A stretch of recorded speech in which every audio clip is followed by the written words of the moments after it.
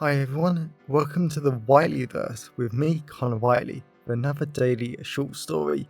Now, before I start today's story, please remember to like, comment and subscribe to the channel so you don't miss any new content, and the engagement really helps the Whiteleyverse with the YouTube algorithm.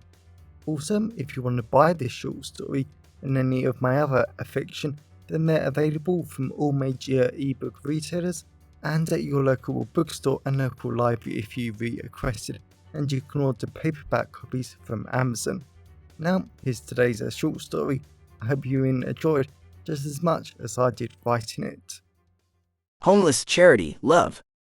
Marcus Harris absolutely hated with a passion the classic myth about homeless people. So many uninformed people said that all homeless peeps were just dumb, stupid people who had nothing better to be with their lives. Marcus hated that myth with a passion because he had gone to university, had a wonderful flat, but that had quickly changed when he was 24 years old and found love.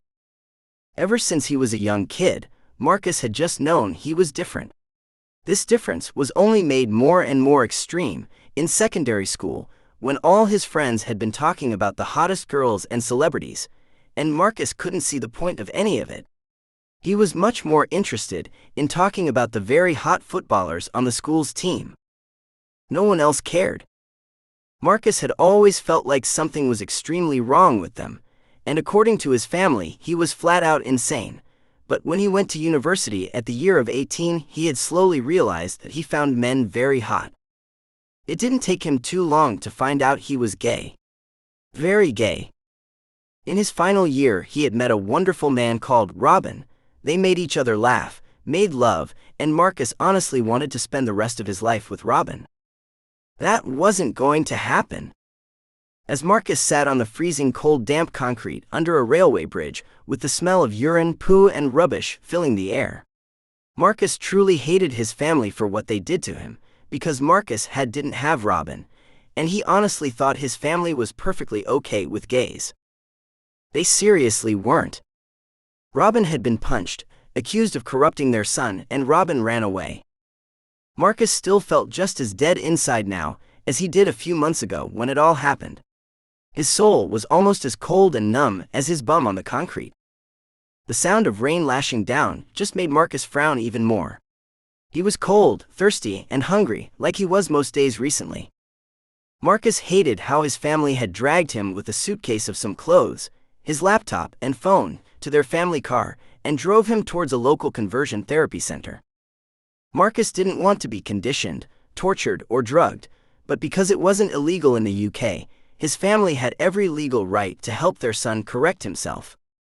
As soon as the car stopped at a set of traffic lights, Marcus charged out of the car and ran as fast as he could. There was no chance in hell he was going to a conversion therapy center. So for the past few months, Marcus had been completely homeless with no clothes, phone, or food.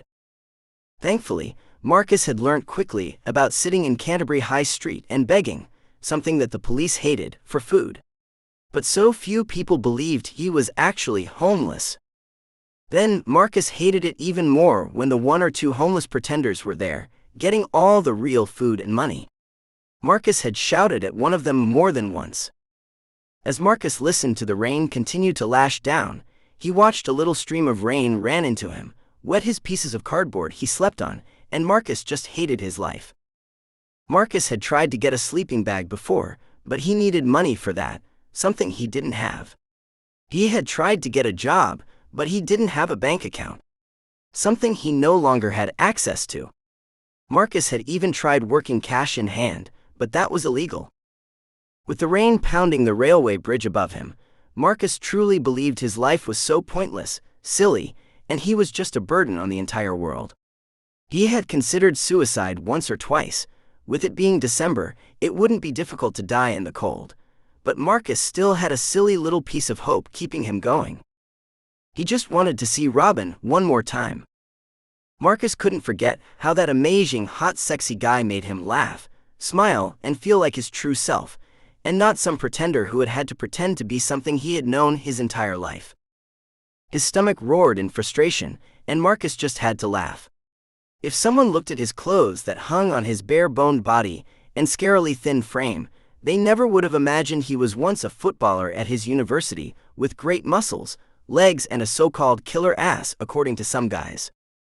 He hadn't been that man for ages. A crippling blast of pain corkscrewed from his stomach to his chest, and Marcus seriously knew he had to get some food. There had been a rumor of a homeless charity that had popped up recently on the high street. Marcus had to try to make it. He just didn't know if he was strong enough to make it.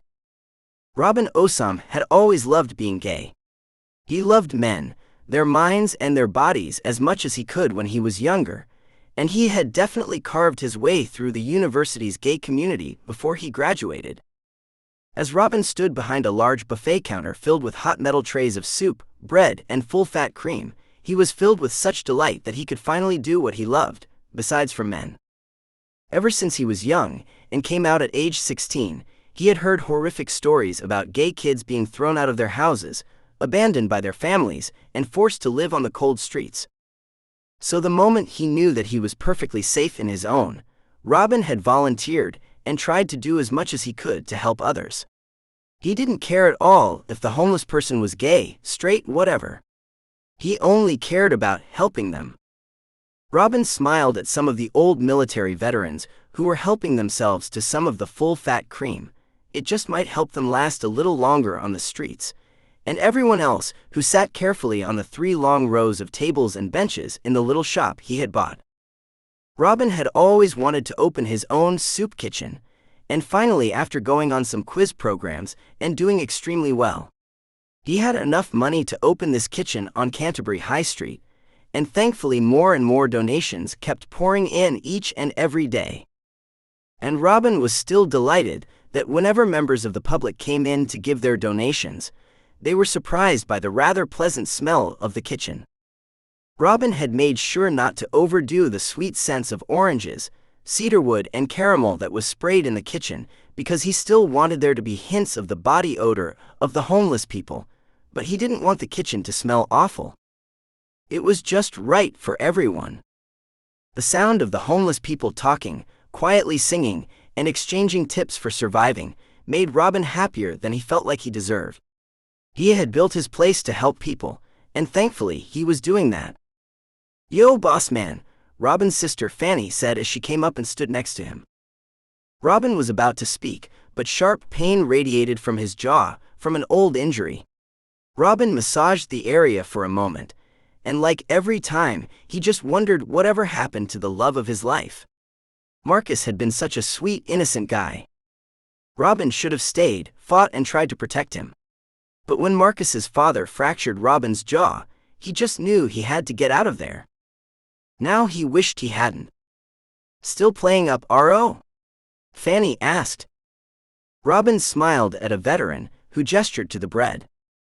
"Take as much as you want, Francis," Robin said, smiling. "Bro, come on. You need to get back out in the dating market. Any guy would be lucky to have you." Robin smiled. He supposed it was true, but the only guy who Robin wanted to have him was Marcus. Something was that never going to happen. A crash of thunder echoed around the soup kitchen, and Robin felt his stomach tighten. "I hope everyone else is okay. I wouldn't want the others to be in this storm," Robin said. Fanny just rolled her eyes as he went to check on everyone. Robin knew she didn't always approve of his constant worry about all the regulars of the soup kitchen, but Robin just wanted to protect them. Like he should have done for Marcus. Robin heard the door to the kitchen open as a scarily thin wearing a dirty old hoodie, jeans and very holey shoes came in dripping wet. Robin came out from the counter and went towards the poor homeless man. But when the guy dropped his hood, Robin couldn't believe how thin and rugged his beard was. Yet the man did look quite attractive. Robin could see how this attractive man could have once been a great athlete, with a handsome face, broad shoulders, and maybe some muscles. And those eyes, those bright blue eyes were amazing. And Robin couldn't deny the homeless man's long, awfully messy brown hair was even a little hot. Robin didn't know why, but he felt such a strong attraction and connection to him. He just didn't know why. The homeless man tried to smile at Robin, and he took a step forward, collapsing to the ground from hunger. Robin rushed forward. The hot man was unconscious. Marcus woke up a few hours later, his body heavy and feeling awful of fatigue, hungry, and something else that he couldn't quite figure out yet. He didn't know where he was, but he just stared weakly up at the bright white ceiling. Marcus felt something soft and comfortable under him, and when he looked at his hand, he was surprised to see an IV line had been put in there. He didn't know how he got there, but for some reason he was pleased he was okay. He had just felt so tired, hungry and weak when he walked into the soup kitchen that he tried as best as he could to remain strong, but that was clearly doomed to failure. But Marcus really hoped that he wasn't dreaming about a tall, sexy man with well-styled blonde hair, wearing a thick blue shirt over his fit body, with a little white t-shirt underneath. Marcus didn't know where he knew the look from, but he was really turned on by it. The man looked so perfect. Marcus forced himself to sit up on the sofa, and he saw a large cup of full milk hot chocolate on the white coffee table in front of him, along with 5 bars of chocolate. There was a little note as well, and Marcus couldn't understand why, but he felt like he recognized the handwriting. It was a happy note, suggesting Marcus should eat the chocolate to get some energy and fat back into his body. After being starving and hungry for so long, Marcus didn't know how his body would take the fat. But it wasn't exactly like he had much of a choice, so he opened one of the chocolate bars and just had to smile. The chocolate bar was flavored salted caramel. It was his absolute favorite flavor in the entire world. Marcus had a feeling that he was going to enjoy it here. A lot. Then, as much as Marcus didn't want to leave, he knew sooner or later he would have to go back out on the streets and start the whole stupid process of starvation all over again. Sure, people always believed there was so much support for homeless people. There wasn't. There was what he called pretend support, where the local councils and governments just wanted to look like they were doing something. In reality, they were doing nothing. "You're awake. That's great," a tall woman said as she came over to Marcus. He couldn't place her, but he felt like he knew her. He felt like he had met her bubbly energy, happiness and passion for helping others before. "Do I know you?" Marcus asked. The woman shrugged. "Sorry. I might have treated you before, but I don't know. I'm the unofficial doctor of the soup kitchen. I'm a paramedic by trade." Marcus smiled. "Thanks for the IV. I used to know a trainee paramedic a few months ago. She went to a local uni." The woman sat down next to him and smiled. "Maybe I know her. Tell me her name," she said.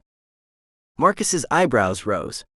He had struggled to remember it for a few moments, then he smiled.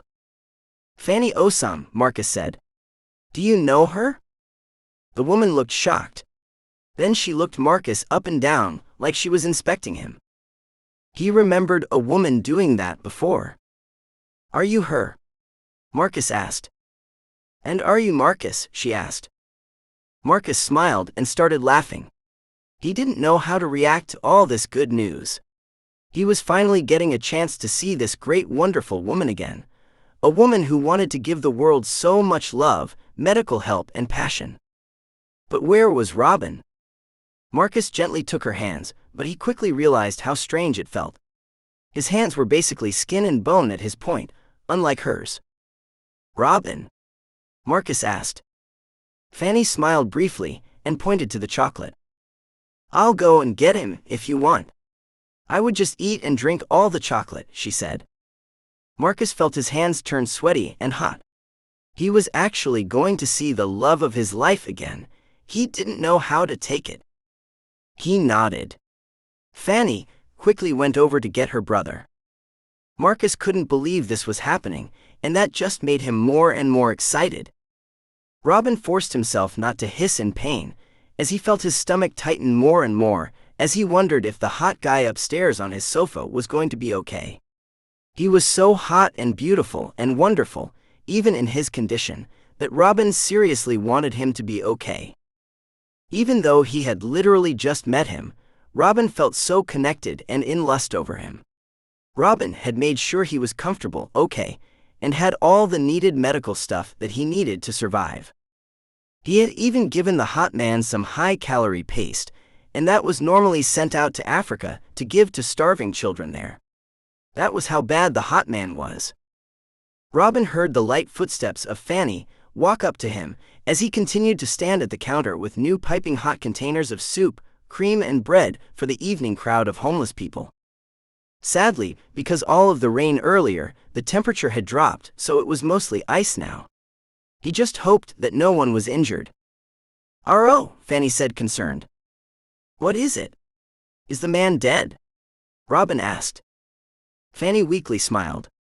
"That man? It's Marcus." Robin shrugged. "Marcus who? And why do you act like I know him? The guy's hot, but I've not." Fanny carefully tapped the side of Robin's jaw, where Marcus's father had fractured it only a few months before. His eyes widened, and he felt like he was going to collapse. He had never expected this, and Robin was such a failure. All Robin had ever wanted to do was love, protect, and be with Marcus. Clearly, that had failed in spectacular fashion, as the love of his life was now homeless and starving, and so close to death if he hadn't have arrived at the kitchen when he did. "I'll keep an eye out here," Fanny said, slightly pushing Robin to go upstairs. He slowly nodded and went upstairs into his large apartment above the kitchen. He loved the large floor-to-ceiling windows that made the apartment feel so big and spacious. Then Robin saw the homeless remains of Marcus, and he really did see it. That was the reason why he felt so connected and passionate, and saw the potential of this hot, sexy guy. Because he had been in love with him for so long.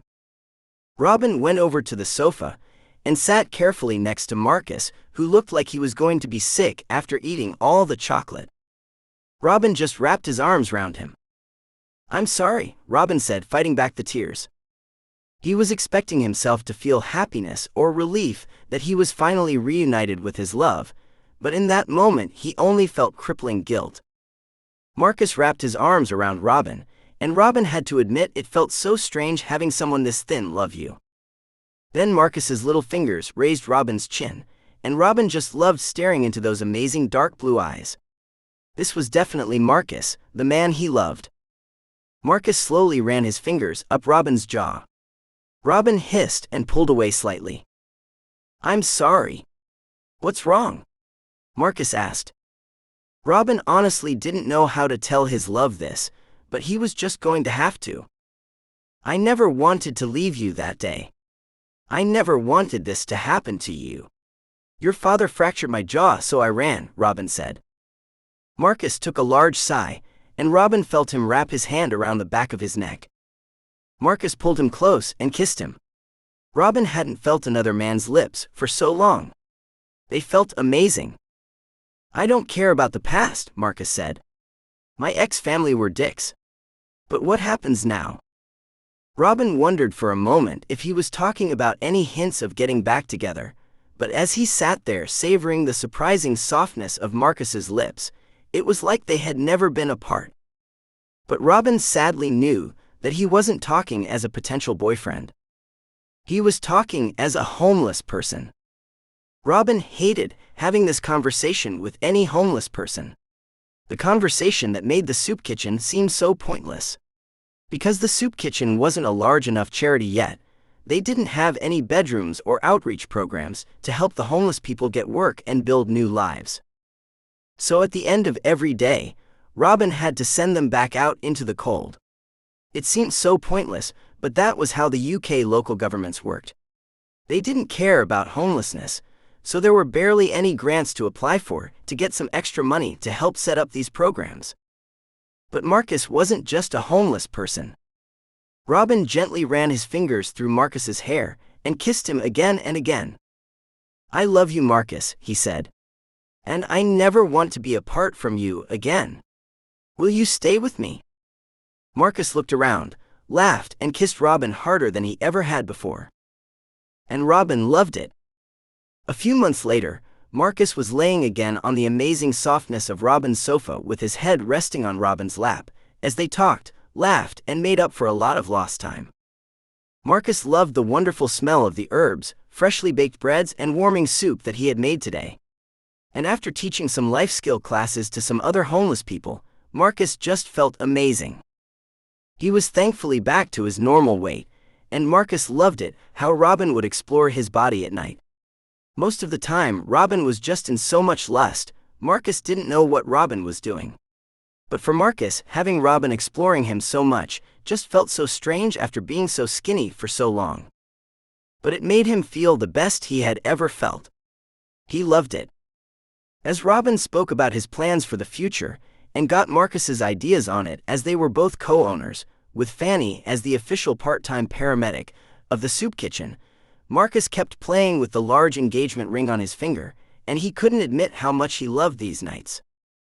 The delightful nights that were always filled with love, affection, and talking. Sure, something the talking was just about the business and the charity, but sometimes it was so much more intimate and special. At the end of all this terribleness of the past year, Marcus was so glad that Robin had given him what his family never could. Love, attention, and respect.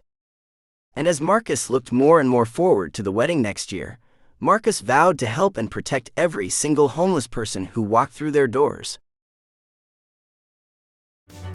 Welcome back everyone, it's me again, Connor Whiteley. So I really hope that you enjoyed today's story, because I flat out love writing, creating stories and sharing them with you.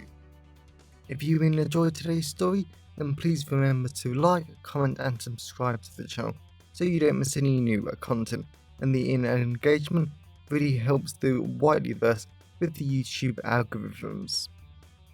And if you want to buy this short story or any of my other fiction, then they're available from all major ebook retailers, and you can get them from your local library if you requested, and you can order the paperback copies from Amazon, your local bookstore or local library if you request it.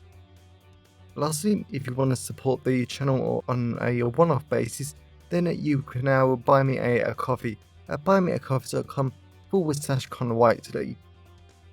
Also, if you know anyone who would enjoy today's story, then please share it with them. I'm always really grateful when you wonderful people help spread the word about the channel.